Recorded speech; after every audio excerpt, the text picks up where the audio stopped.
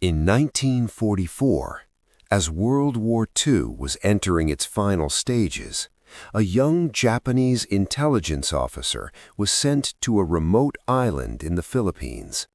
His name was Hiroo Onoda. He was not sent there to win a battle. He was sent there with one clear mission: never surrender and never give up. Before leaving, his commander gave him strict orders. No matter what happened, even if Japan lost the war, he must continue fighting. He must survive, and most importantly, he must never believe enemy propaganda. Those words would shape the next 29 years of his life. Soon after Onoda arrived on the island of Lubang, American and Filipino forces took control. Japan was losing the war rapidly, and by 1945, the war was over. But Onoda didn't know that, or perhaps he refused to believe it. Leaflets were dropped from the sky, announcing the end of the war. Newspapers were left behind. Messages from Japan reached the island, but to Onoda it all looked like a trick. He believed it was enemy propaganda designed to make him surrender. So he stayed hidden deep in the jungle. At first, he was not alone. A small group of soldiers stayed with him. They survived by stealing food, moving at night, and hiding during the day. They lived in constant fear. Every sound could be an enemy. Every shadow could mean danger. Years passed. Slowly, his companions disappeared. Some were killed, others surrendered. But Onoda refused to stop. He continued the mission alone. He built shelters in the jungle, repaired his uniform again and again, carefully cleaned his rifle, making sure it was always ready. To him, the war was still happening. Meanwhile, the world had moved on. Cities were rebuilt. New wars had come and gone. Technology had changed everything. But Onoda was frozen in time. For decades he lived this way. Local villagers reported strange incidents: crops stolen, gunshots in the distance, a shadow moving through the jungle. Search teams tried to find him again and again, but he always disappeared. He knew the land. He knew how to survive. By the early 1970s, most people believed he was dead. But then, something unexpected happened. A young Japanese traveler named Norio Suzuki decided to go on a journey. He wanted to find 3 things: a panda, the abominable snowman, and Lieutenant Onoda. Surprisingly, he found Onoda first. When Suzuki met him, he told him the truth. The war had ended. Japan had surrendered decades ago.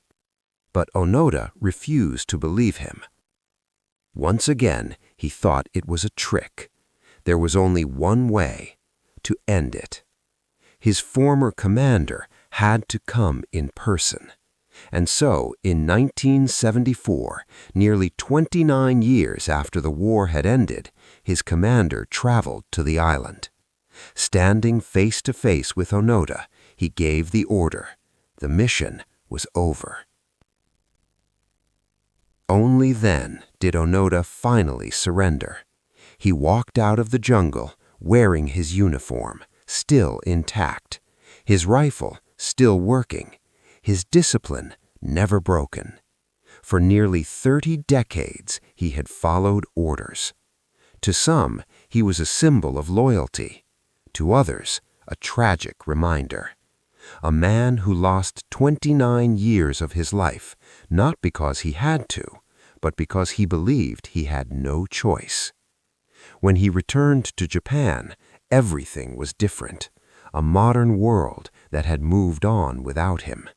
The war he had been fighting no longer existed, except in his mind.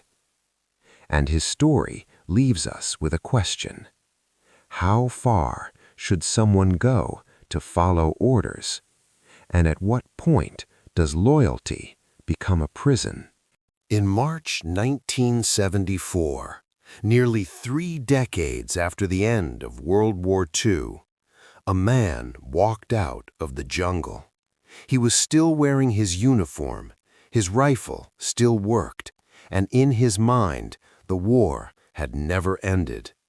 His name was Hiroo Onoda, and his story is not just about war, but about belief, duty, and the dangerous power of obedience. Born in 1922 in rural Japan, Onoda grew up in a country defined by discipline, honor, and absolute loyalty. By the time he reached adulthood, Japan was already at war. Like many young men of his generation, he was expected to serve, and he did. But Onoda was not an ordinary soldier. He was trained as an intelligence officer at a specialized military school.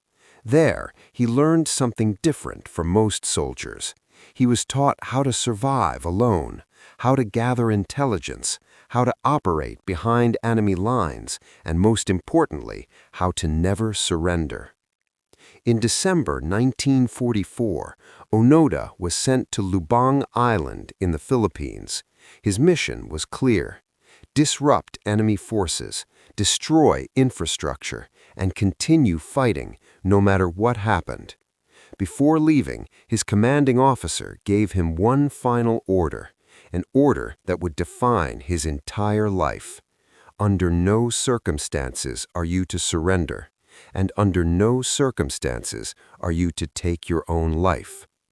Soon after his arrival, American and Filipino forces invaded the island.